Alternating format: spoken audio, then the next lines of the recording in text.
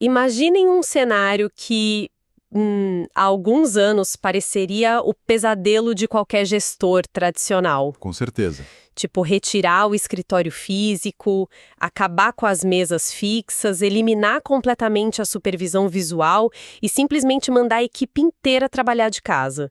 A intuição corporativa clássica diria que a produção ia despencar imediatamente, né? Caos total. Rompe totalmente com aquela herança da era industrial, sabe? Pois é, mas as estatísticas revelam o oposto absoluto. Em média, equipes remotas acabam trabalhando de forma mais rápida, entregando muito mais resultados do que as equipes presenciais. É um dado super contraintuitivo que desafia aí um século de teoria de gestão. Aquele modelo mental de que a presença física e o barulho de teclados funcionam como a única métrica de progresso simplesmente não se sustenta diante desses dados. A equação tipo corpo presente igual a trabalho feito perde totalmente a validade. Exato. E é exatamente por causa dessa quebra de paradigma que a nossa análise profunda de hoje tem uma missão muito clara. A gente vai mergulhar nos textos da pesquisadora Tsedal Neely, focados em 11 desafios e oportunidades de produtividade. Um material excelente, por sinal. Muito bom. O objetivo aqui não é apenas celebrar esse pico inicial de rendimento do trabalho virtual. A gente precisa desconstruir esse fenômeno para quem nos ouve. Até porque celebrar o ganho de curto prazo sem olhar para a sustentabilidade de longo prazo é um perigo, né? Totalmente. Vamos investigar quais mecanismos ocultos podem transformar o trabalho remoto num motor de inovação constante, em vez de ser, sei lá, uma contagem regressiva para o colapso. Essa distinção entre curto e longo prazo é a espinha dorsal da nossa investigação de hoje, porque fechar os olhos para as fissuras invisíveis que surgem na rotina de casa é a receita mais rápida para que essa vantagem inicial vire um desastre sistêmico incontrolável. Certo, vamos desvendar isso. Começando pela parte mais paradoxal da pesquisa. Partindo dessa afirmação de que a produtividade remota dispara, os textos mostram como esse mesmo excesso de entrega pode ser o maior inimigo de uma equipe. E sim, a autora usa um termo ótimo para isso. Hiperprodutividade, né? É um termo que captura bem a gravidade da coisa. Exato. A hiperprodutividade é conceituada como a produtividade que entrou num ciclo de toxicidade.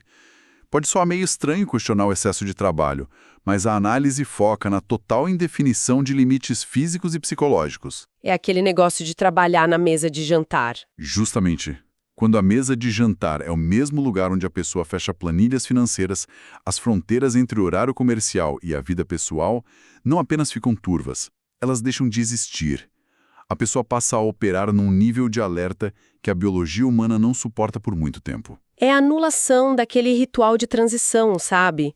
No modelo tradicional, o ato de levantar da cadeira, pegar o elevador, encarar o trânsito. O famoso fim de expediente. Isso tudo funcionava como uma câmara de descompressão mental. O cérebro entendia que o trabalho acabou. Mas em casa, o notebook continua ali, brilhando na sala de estar, como um lembrete constante do que ainda não foi feito. Fica aquela pressão silenciosa. A analogia que me vem à mente é tipo tentar correr uma maratona mantendo o ritmo frenético de uma prova de 100 metros rasos. A largada impressiona todo mundo, os primeiros quilômetros quebram recordes. Mas a conta chega. Exato. O colapso no meio da prova não é uma possibilidade, é uma certeza matemática. O que é fascinante aqui é como os textos detalham a anatomia desse colapso. A hiperprodutividade não é só um cansaço passageiro de um dia cheio. É um estado contínuo de ativação que leva diretamente ao esgotamento agudo, o burnout. E é rápido, né? Muito rápido. E a mecânica disso é insidiosa. A incapacidade de desconectar gera primeiro uma irritabilidade crônica, que logo vira cinismo e uma insatisfação profunda com a vida. A motivação evapora. E a ironia é que a empresa também perde com isso. Perde muito. A grande reviravolta para a empresa é que quando esses indivíduos entram em colapso, não é apenas um membro que para. A produtividade da equipe inteira sofre um choque brutal. Aquele sprint inicial vira um dreno irreversível. Nossa, isso levanta uma dúvida genuína sobre a origem de toda essa urgência. Lendo o material, eu fico me perguntando, De quem é a culpa dessa corrida desenfreada? É a pergunta de $1 milhão. É a cultura corporativa punitiva, com aqueles e-mails chegando à meia-noite? Ou existe um mecanismo de autossabotagem, uma pressão interna onde as pessoas sentem uma necessidade irracional de provar que estão trabalhando, justamente porque ninguém está vendo? Bom, a literatura aponta para as duas direções, mas com um peso de responsabilidade muito específico. A pressão externa é real. Respostas imediatas exigidas fora de hora criam um ambiente de pânico sutil. Porém, a pressão interna, essa necessidade de justificar o próprio salário através da hiperdisponibilidade, é um gatilho psicológico fortíssimo no trabalho virtual. Só que, independentemente de a pressão nascer de um gerente abusivo ou da ansiedade da própria pessoa, a responsabilidade de intervir é da liderança. Olha, vamos aprofundar esse ponto porque soa polêmico. Se alguém decide, por livre e espontânea vontade, abrir o computador às 10 da noite para adiantar um relatório, como a liderança pode ser responsabilizada por essa escolha? A resposta está na comunicação tácita. O material da Tsedanili é super incisivo ao explicar que gestores que não colocam ativamente as equipes de volta num ritmo saudável são cúmplices dessa exaustão. Cúmplices pelo silêncio. Exatamente. Se um relatório chega às 3 da manhã e o líder responde na hora, ou se só elogia a entrega no dia seguinte sem questionar o horário absurdo, esse silêncio atua como um endosso cultural. A pessoa acha que mandou bem e vai repetir. Vai repetir e os outros vão achar que precisam fazer o mesmo. A estrutura gerencial precisa atuar como um freio de emergência. Proteger as pessoas delas mesmas, sabe? Para garantir que o ecossistema da equipe sobreviva ao longo prazo. Entendi. Essa perspectiva transfere o peso da produtividade sustentável para as costas de quem cria as regras do jogo e não só de quem está jogando. Com certeza. Mas, se a hiperprodutividade é uma batalha travada no campo psicológico e cultural, existe um outro obstáculo destacado pelos textos que é brutalmente físico e externo. O ambiente de casa. Sim, é o mundo real invadindo o escritório improvisado.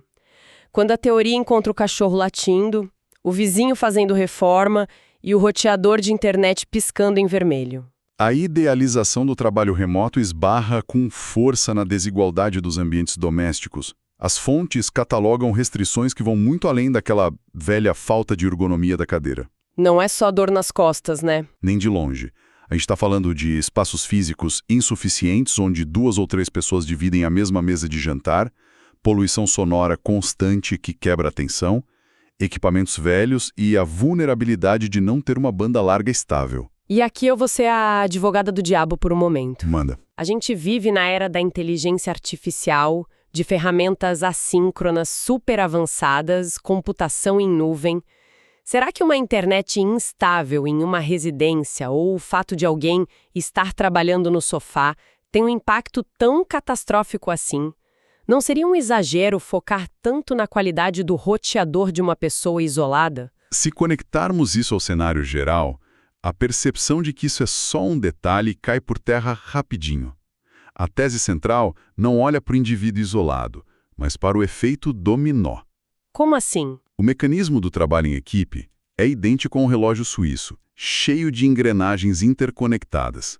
Se uma dessas engrenagens, digamos, o responsável por aprovar o design de um produto, tem uma queda de internet durante uma revisão crítica... Aquela travada na chamada de vídeo. Isso não gera apenas 5 minutos de atraso para ele. Gera uma paralisia em toda a cadeia.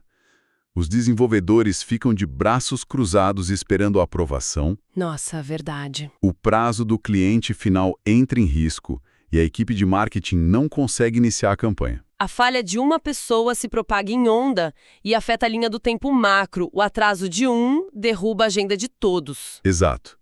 E não é só uma questão de internet caindo. Se o barulho ao redor de um colaborador o impede de ligar o microfone para participar de uma decisão, a equipe perde ideias valiosas.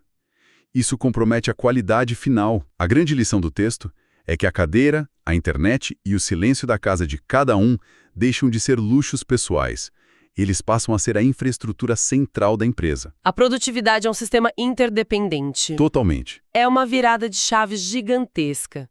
Passar a enxergar a mesa de jantar do funcionário como uma extensão da própria matriz muda tudo.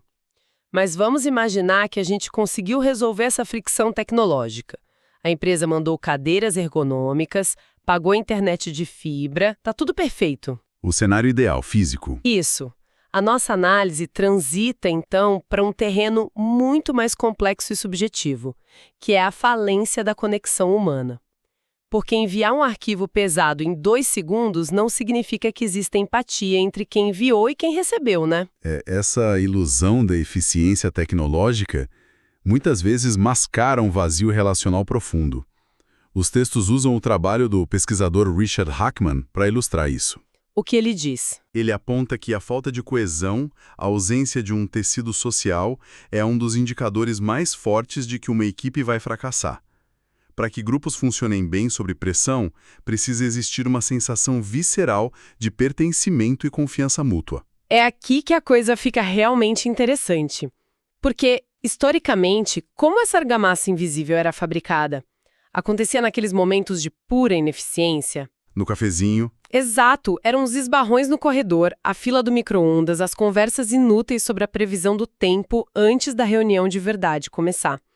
Eu confesso que essas interações pareciam uma perda de tempo para mim, às vezes. Muita gente achava isso. Mas mergulhando nesse material, a conclusão é que essas conversinhas eram, na verdade, os tijolos que pavimentavam a segurança psicológica do grupo. A metáfora da argamassa é clinicamente precisa. Sem ela, o primeiro vento forte de uma crise corporativa derruba um muro inteiro. E o ambiente digital esteriliza essas oportunidades casuais. No escritório físico, os esbarrões acontecem naturalmente. Remotamente, ninguém envia um convite de agenda de 10 minutos só para perguntar do cachorro do colega. Fica estranho, né? Ninguém faz isso. Fica. E como resultado direto dessa eficiência meio fria, os indivíduos começam a se enxergar não como pessoas complexas, mas como meros avatares que geram tarefas. O isolamento se instala, a empatia cai e a confiança, que é o que dá velocidade à equipe, desmorona. E qual seria a mecânica prática para reverter esse cenário árido? A solução apresentada no texto parece quase simples demais para um problema tão fundo. Qual seria? Estruturar intencionalmente um tempo no início das reuniões focado exclusivamente em conversas informais. Basicamente, forçar o bate-papo. Funciona mesmo. A simplicidade da intervenção esconde a profundidade do impacto, viu? Pode parecer super artificial na primeira ou segunda vez, mas dedicar os primeiros 15 minutos de uma reunião para interações que não são de trabalho constrói o que chamamos de empatia intencional. Empatia intencional, gostei disso. O mecanismo por trás disso é o aprendizado de contexto. Quando as pessoas compartilham que estão cansadas porque o bebê não dormiu ou mostram a coleção de livros ali no fundo do vídeo, a tela perde a frieza. A vulnerabilidade nesses pequenos relatos destrói aquela imagem do avatar perfeito de crachá e constrói laços reais. E é essa segurança que faz com que lá na frente um membro da equipe não tenha medo de avisar que um projeto está dando errado. Ele avisa rápido em vez de tentar esconder o erro. Exatamente. Faz toda a diferença na operação. Faz um sentido imenso. A empatia lubrifica as engrenagens da comunicação difícil. Mas, para orquestrar essa empatia, para intervir na hiperprodutividade que a gente falou antes, e para ter a sensibilidade de melhorar o ambiente físico, existe um gargalo. Os gestores? Sim. E aqui a análise da Tsedaunili entra numa área de tensão bem crítica. Ela revela que os próprios líderes sofrem de um bloqueio psicológico paralisante diante do modelo remoto. O texto descreve uma verdadeira epidemia de ansiedade gerencial. É o medo visceral da invisibilidade. Pense em líderes que construíram suas carreiras baseados no controle visual do processo, vendo as pessoas sentadas nas mesas, olhando para os monitores. O famoso gerenciamento por caminhada. Isso. Para esses líderes, o silêncio de uma equipe remota é aterrorizante. Quando o indicador de status no aplicativo, tipo Slack, fica amarelo, mostrando que a pessoa está ausente, a mente desse gestor já projeta o apocalipse. O trabalho parou, o foco foi para o espaço, a produtividade está afundando. Dá para visualizar a cena perfeitamente. O gestor encarando o pontinho verde na tela, suando frio porque o ícone sumiu por 20 minutos para a pessoa ir ao banheiro. É o pânico do pontinho verde. E a resposta emocional e imediata para essa falta de controle visual é apertar o cerco, né? A ansiedade empurra o gestor para o microgerenciamento, pedidos de atualização a cada hora, reuniões de alinhamento que poderiam ser um e-mail, vigilância digital constante. E os textos são claros como um alarme de incêndio sobre isso. Tentar microgerenciar o trabalho virtual é a rota mais rápida para a destruição absoluta de uma equipe. O microgerenciamento não apenas sufoca a autonomia de quem está trabalhando, mas consome todo o tempo estratégico do líder com a vigilância inútil. Então, o que tudo isso significa na prática de uma operação diária? Bom, o material apresenta uma alternativa mecânica e cultural muito mais eficaz. A implementação real do horário flexível, o famoso flex time, só que suportado pela confiança absoluta em resultados. Mas é fácil falar sobre flexibilidade em teorias acadêmicas. Como isso funciona no meio do caos de um projeto com prazo curto? Como a gente evita que essa autonomia máxima vire uma anarquia, tipo, ninguém se encontra, horários totalmente incompatíveis? Isso levanta uma questão importante sobre a mecânica da sincronia. A literatura ensina que a autonomia não é ausência de regras, sabe? É a inteligência na aplicação delas. O flex time funciona através da definição estratégica de tempos de sobreposição, ou overlaps. Como seria isso na prática? Vamos imaginar um cenário. Um membro da equipe rende muito melhor trabalhando de madrugada, enquanto o outro precisa das primeiras horas da manhã para focar, porque à tarde a casa vira uma bagunça com as crianças voltando da escola. Realidade de muita gente, inclusive. Com certeza. O líder moderno não exige que os dois estejam online das 9 às 18. Em vez disso, ele estabelece um bloco essencial, digamos, das 13 às 15 horas. 2 horinhas ali. Isso, nesse bloco, todos obrigatoriamente coincidem online para tomar decisões rápidas, fazer reuniões importantes e debater impasses. E fora dessa pequena janela de coincidência obrigatória, o trabalho flui de forma assíncrona. O desenvolvedor da madrugada deixa o código pronto, o revisor da manhã pega quando acordar. Precisamente. A gestão deixa de avaliar a obediência ao relógio comercial e passa a focar exclusivamente na velocidade e na qualidade do que está sendo entregue. Os dados comprovam que quando se confia nas pessoas para otimizarem seus próprios contextos de vida e energia mental, o rendimento geral dispara. A invisibilidade deixa de ser uma ameaça. Exato. Torna-se o sintoma natural de uma equipe que tem espaço e confiança para focar profundamente. A complexidade de tudo isso é o que torna essa discussão tão vital. Para amarrarmos todas essas pontas e destilarmos o conhecimento dessa nossa investigação de hoje, o verdadeiro domínio da produtividade remota exige uma desconstrução contínua. Não dá para ficar no piloto automático. Não mesmo. Não se trata de tolerar aquela hiperprodutividade cega que arrasta equipes inteiras para o burnout. Trata-se de uma arquitetura sutil. Estruturar horários flexíveis através de janelas de sincronia, garantir que a infraestrutura da casa de cada um não seja um gargalo para o grupo. E o mais desafiador de tudo, né? Sim, esculpir intencionalmente tempo e espaço para que a humanidade, as conversas informais e a vulnerabilidade sobrevivam à distância. Para quem acompanha a gente, seja liderando equipes ou atuando na operação, entender esses mecanismos é a única forma de sobrevivência a longo prazo no futuro do trabalho. Esse seu resumo toca exatamente no nervo da questão. Ir para o remoto nunca foi só sobre mudar de endereço. É a reconstrução completa das fundações do que significa colaborar em grupo. E antes de desligarmos nossos microfones e voltarmos para as nossas próprias rotinas invisíveis, a gente precisa deixar uma provocação final. Algo para quem nos ouve ficar pensando depois que o áudio acabar. Tem um questionamento poderoso embutido em toda essa evolução. Se a gente abraça a tese da Tsedaunili, de que o controle rígido é uma falha de design no ambiente virtual, e se as equipes alcançam sucesso através do flex time e da autonomia, o papel histórico do chefe, aquele guardião tradicional do relógio de ponto, está fadado à extinção? O fiscal de tela, né? Isso, o fiscal de tempo. A reflexão que fica é: quão rápido a liderança atual consegue abandonar essa identidade antiga para se transformar exclusivamente numa curadoria de empatia, num papel de arquiteto de segurança psicológica e facilitador de conexões humanas e resultados. Nossa, essa é a verdadeira fronteira que ainda precisamos desbravar. Pensem nisso na próxima vez que notarem aquele pequeno ícone de ausência na ferramenta de comunicação da empresa. O silêncio, muitas vezes, é o som de um trabalho profundo acontecendo. Voltaremos em breve com mais peças para montar o quebra-cabeça de como operamos no mundo moderno. Até a nossa próxima investigação.